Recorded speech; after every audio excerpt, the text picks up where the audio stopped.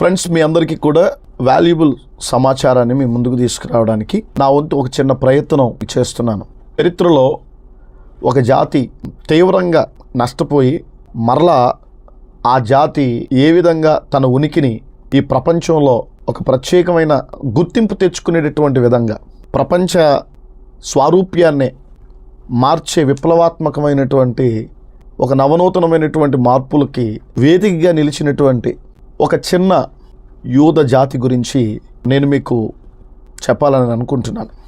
ఎందుకంటే భారతదేశంలో అణగారిన వర్గాలకు సంబంధించినటువంటి వ్యక్తులు అగ్రవర్ణాల ఆధిపత్యం వల్ల ప్రస్తుతం ఏ విధంగా నలిగిపోతున్నారో, జాతి వివక్ష, అదేవిధంగా రాజకీయ వివక్ష, అదేవిధంగా అగ్రవర్ణాలుగా పిలువబడుతున్నటువంటి వ్యక్తులతో పోటీ పడలేనటువంటి ఒక సామాజిక అసమానతని మరింత తీవ్రంగా ఎదుర్కొంటున్నటువంటి సామాజిక వర్గం ఏదైతే ఉందో ఆ సామాజిక వర్గంలో ఉన్నటువంటి వాళ్ళందరూ కూడా ఈరోజు యూదుల నుండి నేర్చుకోవాల్సినటువంటి పాఠాలు ఎన్నో ఉన్నాయి. ఎందుచేతనంటే ఇజ్రాయిల్ దేశం అనేటటువంటిది ప్రపంచంలో ఒక ప్రత్యేకమైనటువంటి గుర్తింపు కలిగినటువంటి దేశంగా, ప్రపంచాన్నే భయపెట్టగలిగినటువంటి దేశంగా, తనని తాను ప్రొటెక్ట్ చేసుకునేటటువంటి విషయంలో ప్రపంచ దేశాల జ్ఞానం అంతటి ముందు వాళ్ళ జ్ఞానం ఎంత గొప్పగా ఉందో, ఎంత గొప్ప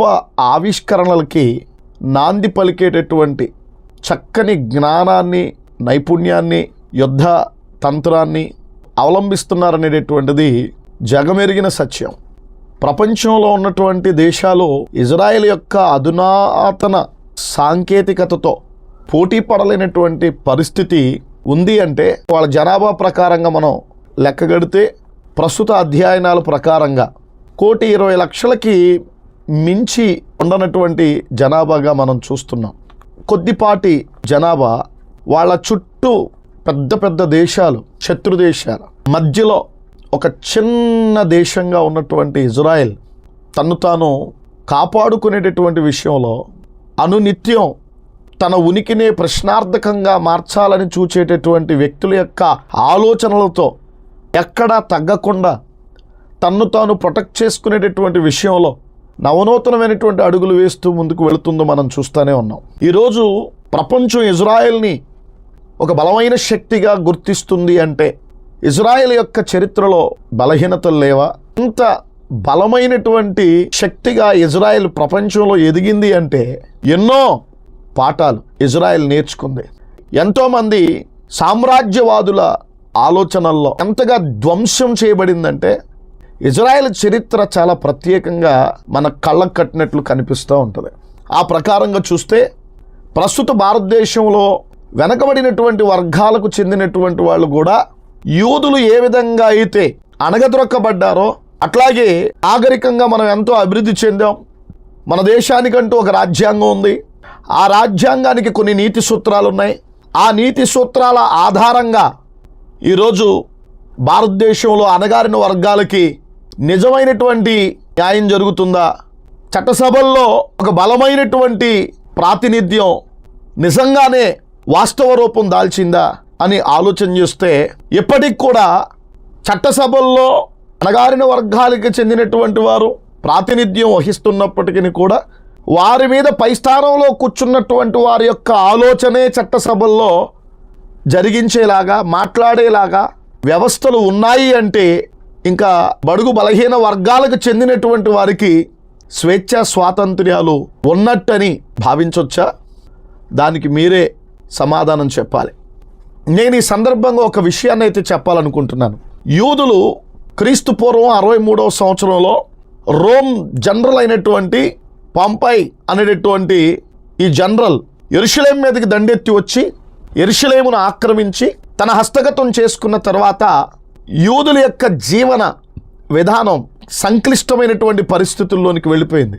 ప్రపంచంలో ఉన్నటువంటి ఒక జాతి ఏ విధంగా తనను తాను నిలదొక్కుకోవడానికి, ఆ జాతిలో జరిగినటువంటి తప్పులు పొరపత్యాల వల్ల ఆ జాతి ఏ విధంగా అణచబడిందో, ఆ జాతి దోచుకోబడిందో, ఆ జాతికి సంబంధించినటువంటి ఆడవాళ్ళు ఏ విధంగా చెరపబడ్డారో, పురుషులు ఏ విధంగా బానిసలుగా తీసుకుని పోబడ్డారో, ఈ విషయమంతా ఒక దృశ్య కావ్యంగా చరిత్ర అద్దం పట్టేలాగా చాలా చక్కగా చూపిస్తూ ఉంది. అందులో ప్రధానంగా భయంకరమైనటువంటి దెబ్బలు తిన్నటువంటి సామాజిక వర్గంగా పేరొందినటువంటి సామాజిక వర్గం ఏదైనా ఉంది అంటే ప్రపంచంలో అది జూయిష్ పీపుల్స్, అంటే యూదులు. లక్షలాది మంది యూదులు చంపబడ్డారు సామ్రాజ్యవాదుల యొక్క చేతుల్లో. అదేవిధంగా యూదుల ప్రాబల్యాన్ని తగ్గించడానికి ఎంత మారణ హోమం సృష్టింపబడిందో, వాళ్ళు ప్రపంచంలో సామ్రాజ్యవాదుల చేతుల్లో ఎంత దయనీయంగా నలిగిపోయారో మనకి కళ్ళకు కట్టినట్టుగా వాళ్ళ చరిత్ర మనకి చాలా స్పష్టంగా కనిపిస్తూ ఉంటుంది. భారతదేశంలో బలమైనటువంటి సామాజిక వర్గం చేత బలహీనమైనటువంటి సామాజిక వర్గం నలిగిపోతున్నా, వివక్షకు గురవుతున్నా, దోచుకోబడుతున్నా, మానవ ప్రాణాలకి భద్రత లేకపోతున్నా, ఆనాటి యూద జాతి పరిస్థితిని ఈనాటి బలహీన వర్గాలకు చెందినటువంటి వారి యొక్క పరిస్థితిని సరిపోల్చి చూస్తే జూయిష్ పీపుల్ ఒక ఉదాహరణగా కనబడతారు. వారి నుండి బలహీన వర్గాలకు చెందినటువంటి వారు చాలా విలువైనటువంటి పాఠాలు నేర్చుకోవాల్సినటువంటి ఆవశ్యకత ఉంది. క్రీస్తు శకం 63వ సంవత్సరంలో రోమ్ జనరల్ యెరూషలేమును స్వాధీనం చేసుకున్న తర్వాత రోమ్ పాలకులు యూదుల మీద పెత్తనం చెలాయిస్తూ యూదుల్ని జాతి వివక్షకు గురి చేశారు. మొట్టమొదటి పాయింట్ జాతి వివక్ష. ఈ జాతి వివక్షతో యూదులు ధైర్యంగా మాట్లాడలేకపోయారు. యూదులకు రోమ్ పాలకులు మత స్వేచ్ఛ లేకుండా చేశారు. యూదుల యొక్క ఆస్తుల్ని దోచుకున్నారు. ఈ ప్రకారంగా చూస్తే యూదుల్ని మానసికంగా ఎంతగా కృంగదీయాలో అంతగా కృంగదీశారు రోమ్ పాలకులు. వివక్షకు గురవుతున్నారని చెప్పి నువ్వు బాధపడొద్దు. ఆ బాధలో నుండే వివక్షకు గురవుతున్నటువంటి వాడికి నవనూతనమైనటువంటి ఆలోచనలు రావాలి. ఒక కసి, పట్టుదల, ప్రపంచంలో నిన్ను అణిచివేసేటటువంటి వ్యక్తులతో పోటీ పడగలిగినటువంటి సామర్థ్యం కోసం అణువణువున నువ్వు తప్పించాలి.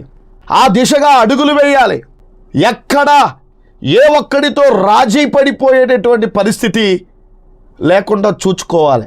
వ్యవస్థను బ్రతికించుకోవడం కోసం, ఉనికిని చాటుకోవడం కోసం యూదులు ఎలాంటి ప్రయత్నం చేశారో ఈ దేశంలో నిమ్న జాతులకు చెందిన వారిని పిలువబడుతున్నటువంటి వారు ప్రతి ఒక్కరూ కూడా యూదుల నుండి ఎన్నో ఉత్తమమైనటువంటి పాఠాలు నేర్చుకోవాల్సినటువంటి ఆవశ్యకత ఉంది. ముఖ్యంగా యూదులు పాడైపోవడానికి, ప్రపంచవ్యాప్తంగా చెదిరిపోవడానికి కారణం ఏంటో తెలుసా? ఎప్పుడైతే రోమన్ల చేతుల్లోనికి యెరూషలేం వెళ్ళిపోయిందో అప్పటి నుంచి యూదుల మీద ఒక రకమైనటువంటి ప్లాన్ అమలు చేశారు. అందులో భాగంగా వాళ్ళు అమలు చేసిన మొట్టమొదటి పాయింట్ సామాజిక వివక్ష యూదుల మీద. అంటే వాళ్ళను మానసికంగా దెబ్బతీశారు. ఆనాటి సొసైటీలో సామాజిక వివక్షకు గురి చేసి అన్ని రంగాల్లో వాళ్ళ పాపులేషన్ని తగ్గించి వాళ్ళని క్రిటిసైజ్ చేసి వాళ్ళను మానసికంగా కృంగదీసేటటువంటి ప్రయత్నం చేశారు. ఈరోజు భారతదేశంలో జరుగుతున్నది కూడా అదే కదా, సామాజిక వివక్ష. ఆ ప్లాన్ రోమన్లు అమలు చేసినప్పుడు రెండో పాయింట్గా వాళ్ళను ఆర్థికంగా దోచుకోవడానికి పూనుకున్నారు. అంటే యూదుల యొక్క ఆస్తుల్ని ఆక్రమించారు. యూదుల ఆర్థిక మూలాల మీద దెబ్బ కొట్టి వాళ్ళని దోచుకోవడం ప్రారంభించారు. మూడోదిగా చూస్తే భయం గుప్పిట్లోకి వెళ్ళేటట్టుగా చేశారు, భయపెట్టారు, వాళ్ళ మీద పెత్తనం చెలాయించేటటువంటి ప్రయత్నం చేశారు. నాలుగవదిగా చూస్తే యూదుల మత విశ్వాసాల మీద ఆంక్షలు పెట్టారు. ఐదవదిగా చూస్తే వాళ్ళ మందిరాల్ని కూల్చారు. ఆరవదిగా చూస్తే వాళ్ళ సంస్కృతి మీద దాడి చేసి వాళ్ళ సంస్కృతిని ధ్వంసం చేశారు. అంతేకాదు వాళ్ళు సామాజికంగా ఒక పెద్ద సమూహంగా ఉంటే ఆ పెద్ద సమూహంగా ఉన్నవాళ్ళు ఇలాగే ఉంటే రోమన్ల ఆధిపత్యం ఎక్కడ చేజారిపోతుందోనని చెప్పి వాళ్ళని ఇబ్బందులకు గురి చేసి వాళ్ళను నలిపేసి సామ్రాజ్యవాద విధానాన్ని వాళ్ళ మీద ఫలీయంగా రుద్ది వాళ్ళు ప్రపంచ దేశాలకు చెదరిపోయేలాగా చేశారు. మధ్య ఆసియాలో వివిధ ప్రాంతాలకి వలసదారులుగా వెళ్ళిపోయేలాగా చేశారు. వాళ్ళ సమూహాన్ని తగ్గించారు. దీని వెనకాలన్న ఆలోచన ఏంటంటే వాళ్ళు ఒక్కటిగా అక్కడే ఉంటే రోమన్ల ఆధిపత్యానికి దెబ్బ తగులుతుందని చెప్పేసి ఆలోచన చేశారు. అంతేకాదు యూద జాతి కోసం పాటుపడేటటువంటి నాయకులందరినీ పట్టుకుని బందికానాలో ఉంచారు. వాళ్ళ ఇల్లు దోచుకున్నారు, వాళ్ళ ఆస్తులు దోచుకున్నారు, వాళ్ళ స్త్రీలను దోచుకున్నారు. విపరీతమైనటువంటి బాధలకి యూదుల్ని గురి చేశారు. అంతేకాదు యూదుల మీద అధికమైనటువంటి పన్నులు విధించారు. వాళ్ళు అక్కడ బ్రతకడానికి వ్యక్తుల మీద పన్ను వేశారు. వాళ్ళు యూదులు నిరంతరం భయం గుప్పెట్లో బ్రతికేలాగా చేశారు. ఇదంతా దేనికి చేస్తున్నారు అంటే రాజ్యాధికారం వాళ్ళ చేతుల్లో నుండి ఎక్కడ యూదులు లాక్కుంటారోనని చెప్పి యూదుల మీద అధికార దౌర్జన్యానికి పాల్పడ్డారు. అన్ని సందర్భాల్లో కూడా వాళ్ళకి ఆంక్షలు పెట్టారు. ఆంక్షలతో కూడినటువంటి జీవితాన్ని జీవించాల్సినటువంటి పరిస్థితి ఏర్పడింది. సామాజిక రాజకీయ అధికారాల్లో ఏ మాత్రం కూడా ప్రాతినిధ్యం లేకుండా వాళ్ళ ప్రాబల్యాన్ని తగ్గించి యూదుల యొక్క ఆధిపత్యం ఉనికిలో లేకుండా చేయడానికి ఎన్ని ప్రయత్నాలు ఉంటాయో అన్ని ప్రయత్నాలు చేశారు. వీటన్నిటికీ ప్రధానమైనటువంటి కారణం ఏంటో తెలుసా? ఒక్క కారణం ఉంది. పెద్ద గుంపు సమూహంగా ఉన్నటువంటి యూదులు ఈ ప్రభావం ఏది వారి మీద పడకుండా సజావుగా వారి జీవితం సాగుతున్నప్పుడు యూదులు చేసిన అతి పెద్ద పొరపాటు ఏంటో తెలుసా? వాళ్ళలో వర్గభేదాలు వచ్చాయి. నేను గొప్ప అంటే నేను గొప్ప, మావోడు నాయకత్వం వర్దిల్లాలి, మావోడు నాయకత్వం వర్దిల్లాలి అని చెప్పేసి వీళ్ళు గొడవలు పెట్టుకోవడం ప్రారంభించారు. అదే అదునుగా రోమన్లు చాలా చక్కగా పావులు కదిపారు. యూదుల్లో ఒక వర్గాన్ని తమకు అనుకూలంగా చేసుకుని మీకు మేము సపోర్ట్ చేస్తాం అని చెప్పి వాళ్ళని చేరదీసి వాళ్ళకి అన్ని రకాలైనటువంటి సదుపాయాలు కల్పించి వాళ్ళ వర్గం మీద వాళ్ళే దాడి చేసేలాగా, వాళ్ళ వర్గంతో వాళ్ళే విభేదించేలాగా చేశారు. ఈరోజు భారతదేశంలో ఏం జరుగుతుంది? ఇదే కదా. కొంతమంది నాయకుల్ని దగ్గరికి తీస్తున్నారు. ఎస్సీ సామాజిక వర్గంగా ఉన్నటువంటి 59 ఉపకులాలు ఏవైతే ఉన్నాయో వీటన్నిటిలో నుండి కొంతమంది రాజ్యకాంక్ష కలిగినటువంటి వాళ్ళు ఏం ఆలోచించారో తెలుసా? మీ గుంపు సమూహాన్ని ఎలా విడగొట్టాలి, వీళ్ళు ఒకటిగా ఉంటే రాజ్యాధికారం మన చేతుల్లోంచి బయటకు వెళ్ళిపోద్ది, వీళ్ళు ఒకటిగా ఉండకూడదు, వీళ్ళు ఒకరిని ఒకరు సమానంగా చూసుకోవడానికి వీల్లేదు, వీళ్ళలో భేదాభిప్రాయాలు కలిగించాలి, వీళ్ళలో అంతర్గత కుమ్ములాట్లు తీసుకురావాలి, ఎలా చేస్తే బాగుంటుందని చెప్పి వాళ్ళు ఆలోచించుకుంటూ ఉంటే ఈ లోపల మనోళ్లలోనే కుమ్ములాట్లు, ఆ కుమ్ములాట్లు దేని గురించి వస్తున్నాయని చెప్పి ఆలోచన చేస్తే మన బలహీనత ఏంటో బాగా గమనించి మన వాళ్ళలో కొంతమందిని వాళ్ళ దగ్గరకు తీసుకుని మన వాళ్ళను వాళ్ళు ప్రోత్సహించి మన మీదకి దండెత్తేలాగా, మనల్నే తిట్టేలాగా, మనల్నే అవమానించేలాగా, మన జాతి వాళ్ళ మీద తిరుగుబడేలాగా ఎంత టాక్టికల్గా వాళ్ళ కుయుక్తితో కూడినటువంటి రాజకీయ పంజా విసిరి నిన్నో నీ జాతిని, నీ జాతి సంబంధితమైనటువంటి సమాజం అంతటిని కూడా విచ్ఛిన్నం చేశారో అనేటటువంటిది ఒక్కసారి ఆలోచించాలి. యూదుల్లో అదే జరిగింది. యూద జాతి చాలా ఆలస్యంగా తెలుసుకుంది ఆ విషయాన్ని. రోమన్లు ప్రపంచవ్యాప్తంగా యూదులందరూ కూడా చెదరిపోయేలాగా చేస్తే మధ్యప్రాచ్యంలోనికి చెదిరిపోయినటువంటి యూదులు రోమన్ల చేత దోచుకొనబడి, వారి ఆస్తులు దోచుకొనబడి, అన్ని రకాలుగా వారు దోచుకొనబడి ప్రపంచవ్యాప్తంగా చెదిరిపోయినటువంటి యూదులు దేవుడు వారికి ఇచ్చినటువంటి దర్శనం, వారికి ఇచ్చిన ప్రవచనం, వారికి ఇచ్చినటువంటి వాగ్దానాన్ని నెరవేర్చుకోవడానికి అక్కడుండి వారి కలల సౌదాన్ని నెరవేర్చుకోవటానికి ప్రయాసపడ్డారు. ప్రపంచంలో ఎక్కడికి వెళ్ళిపోయినా వారి గురి యెరూషలేం మీదనే. భారతదేశంలో ఉన్నటువంటి బహుజన బడుగు బలహీన వర్గాలకు చెందినటువంటి వారి యొక్క ఆలోచన విధానం యూదుల ఆలోచన వంటిదేనా? భారతదేశంలో నువ్వు ఎక్కడికి చెదరగొట్టబడినా, ప్రపంచ దేశాలు నువ్వు ఎక్కడ ఉన్నా నీ జాతి పరిరక్షణ కోసమేనా? నీ జాతిని బలపరుచుకోవడం కోసమేనా? నీ జాతిని రాజకీయంగా రాజ్యాధికారం దిశగా నడిపించటం కోసమేనా నీ ఎదుగుదల, నీ అభివృద్ధి? ఆలోచన చేయి. యూదులు ప్రపంచవ్యాప్తంగా ఎక్కడికి చెదరిపోయినా రాజ్యాన్ని సంపాదించటమే వారి యొక్క ప్రధాన కర్తవ్యం. ఎంతో మంది సామ్రాజ్యవాదుల చేతుల్లో నలిగిపోయినటువంటి యూదులు, దెబ్బలు తిన్న యూదులు, వాళ్ళు అర్థం చేసుకున్నది, తెలుసుకున్నది ఏంటో తెలుసా? మనలో మనం కొట్టుకుంటే అధికారం కోసం, ప్రాతినిధ్యం కోసం మన వర్గాన్ని కించపరుచుకుంటే మన ఉనికినే కోల్పోయే ప్రమాదం ఉందన్నటువంటి వాస్తవాన్ని పసిగట్టినటువంటి యూదులు దేవుడు తమకిచ్చినటువంటి వాగ్దానం దిశగా ప్రయాణం చేయడానికి తమ తప్పుల్ని తెలుసుకుని ప్రపంచవ్యాప్తంగా చెదిరిపోయినటువంటి యూదులు స్వదేశంలో బానిస బ్రతుకులు బతుకుతున్నటువంటి వారికి స్వేచ్ఛ స్వాతంత్ర్యాలు అందించటం కోసం వాళ్ళకి ఆర్థికంగా, సామాజికంగా ఏ విధమైనటువంటి తోడ్పాటు కావాలో ఆ తోడ్పాటునంతటినీ కూడా యూదులందరూ తమ జాతికి అందించారు. అందుకే ఈ రోజున ప్రపంచంలో మేటిగా చేయబడ్డారు.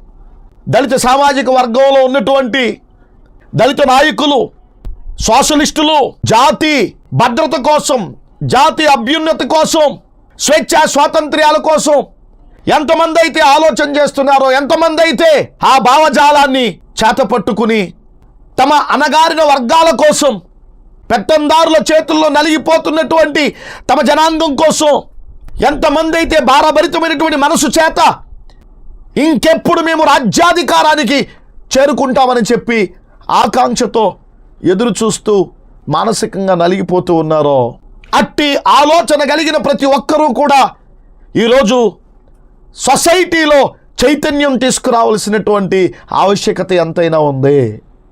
ఇలా చైతన్యం తీసుకొచ్చే దిశగా అడుగులు వేయకపోతే యూదుల్లాగా ఉనికి కోల్పోయే ప్రమాదం ఉందన్న వాస్తవాన్ని మీరు తెలుసుకుంటున్నారా?